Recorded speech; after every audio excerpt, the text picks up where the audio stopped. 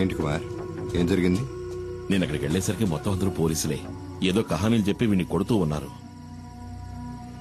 మన ఫ్యాక్టరీలో క్యాన్సర్ మందు తయారు చేయట్లేదు, గంజాయి ఆగుతో వేరే ఏదో తయారు చేస్తున్నారు. దాని పేరేంట్రా? యాష్ ఆయిల్ అంట.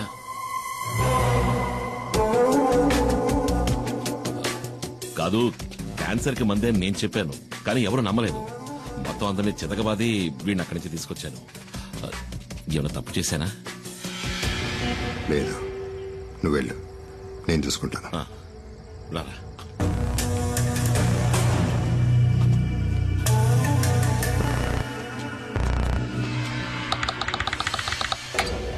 ఏంటి డాడీ మీరనేది?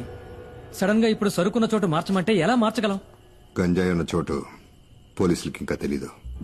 అది కనుక తెలుసుంటే మణిని కిడ్నాప్ చేసే ముందు ఇక్కడికొచ్చి ఇల్లంతా సోదా చేసేవారు పోలీసులు. సరుకు మన దగ్గర ఉంచపోవటం మంచిదైంది, కానీ ఇక మీదట మన దగ్గర ఉంచడం అంత మంచిది కాదు. ఫారెన్ బయర్స్తో ఇప్పుడే మాట్లాడాను. గోవా నుంచి బయలుదేరి రేపు రాత్రి లోపల మారేడుమల్లి గెస్ట్ హౌస్కి వస్తారు. ఆ లోగా సరుకు మారేడుమల్లి చేరాలి. సరుకుని కుమార్ బండ్లో పంపించండి.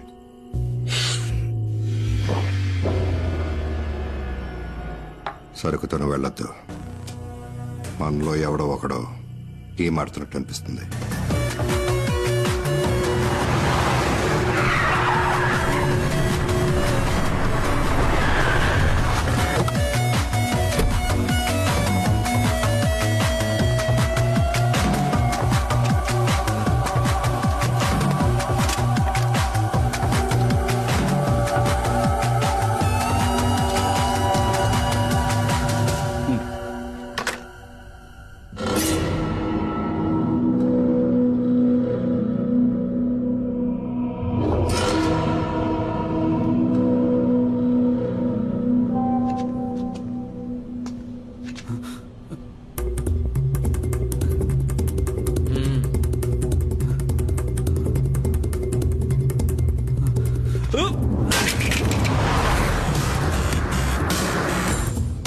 కుమార్కి విషయం తెలియకూడదు.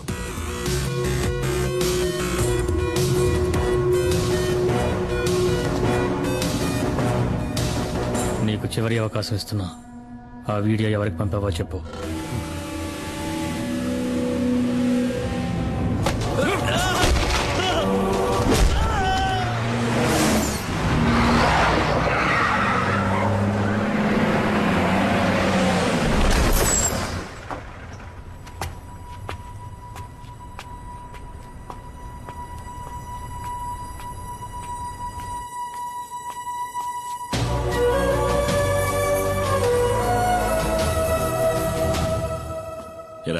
ఎక్కడ? పైన ఉన్నాడు.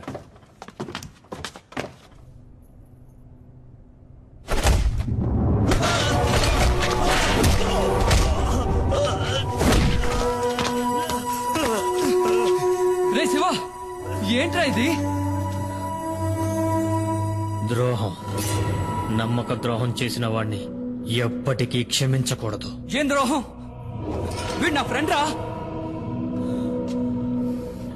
నువ్వే అడిగి చూడు, వాడు తీసిన వీడియోని ఎవరికి పంపించాడో. చెప్పండ్రా.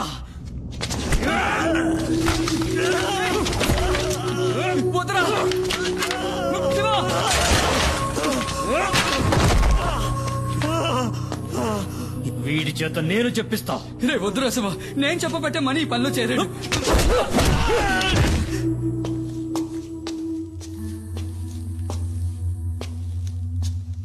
రా కుమార్, కూర్చో. లారీని గొడవంలోకి తీసుకొచ్చేసాను. కుమార్, నీ లారీలో ఆయుర్వేద మందులున్న ప్యాకెట్లని లోడ్ చేస్తారు. వాటిని మంగళాపురం చేర్చాలి. అక్కడ మన వాళ్ళు ఉంటారు. ఇది ప్రోడక్ట్ యొక్క డీటెయిల్స్, ఇది సేల్స్ పేపర్. ఈ 2 చెక్ పోస్టులు చూపిస్తే చాలు. ఓహో. శివ మనలోనే ఒక డబుల్ గేమ్ ఆడుతున్నాడని అనుమానం. శివ వాణ్ణి విచారిస్తున్నాడు. వచ్చేస్తాడు.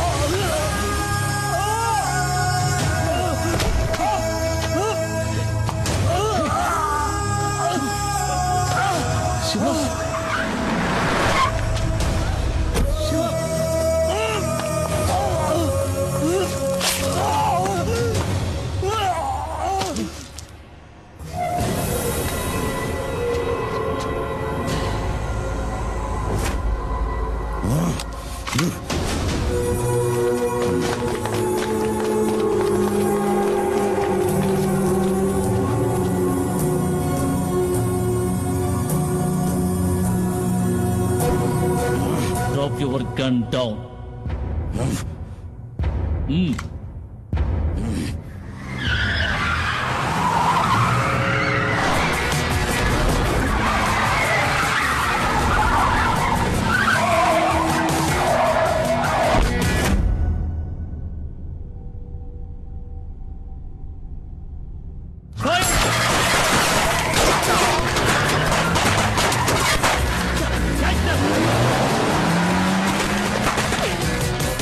కుమార్, సార్ నేను ఇదంతా నేను చూసుకుంటాను. నువ్వు వెంటనే పులియూరుకు పో.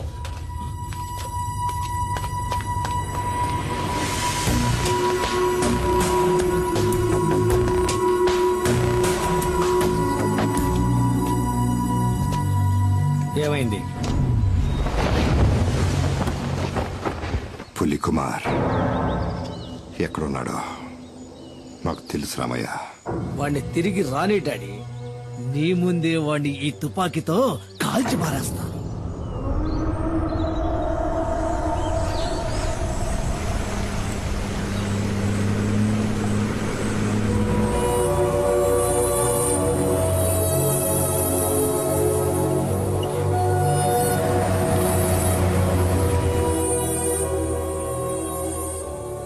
కుమార్,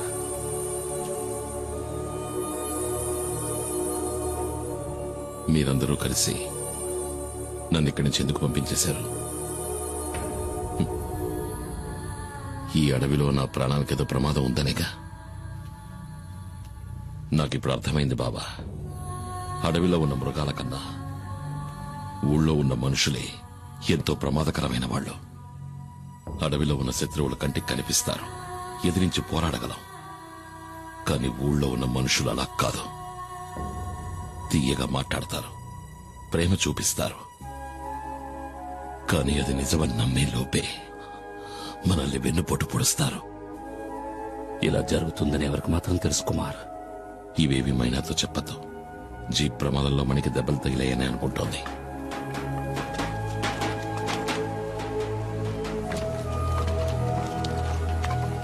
ఏంటయ్యా కుమార్, ఎన్నాళ్ళు నువ్వేమైపోయావు? ఊళ్ళోకి మళ్ళీ పులొచ్చింది. ఈ నెల రోజుల్లో 7 మందిని చంపేసింది ఆ పెద్ద పులి. నీ కోసం ఎక్కడెక్కడో వెతికావు. నువ్వెక్కడున్నావో తెలిస్తే కదా పిలిపించగలం. కుమార్, నా మనవరాలు మల్లికని నేను చూస్తూ ఉండగానే నిన్న రాత్రి అడవిలోకి లాక్కెళ్ళింది.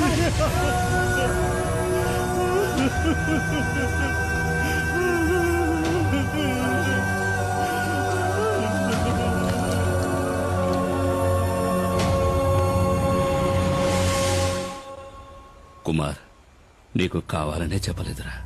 ఊళ్ళోకి పులొచ్చిందని తెలిస్తే నువ్వు అక్కడ ప్రశాంతంగా ఉండలేవు. అందుకే. నువ్వేంటి అంతలా ఆలోచిస్తున్నావు? పులిని చంపడానికి మళ్ళీ అడవిలోకి వెళ్ళిపోతావా? సుడయ్య, నాకు మన బిడ్డకి నువ్వు తప్ప ఇంకెవరూ లేరు.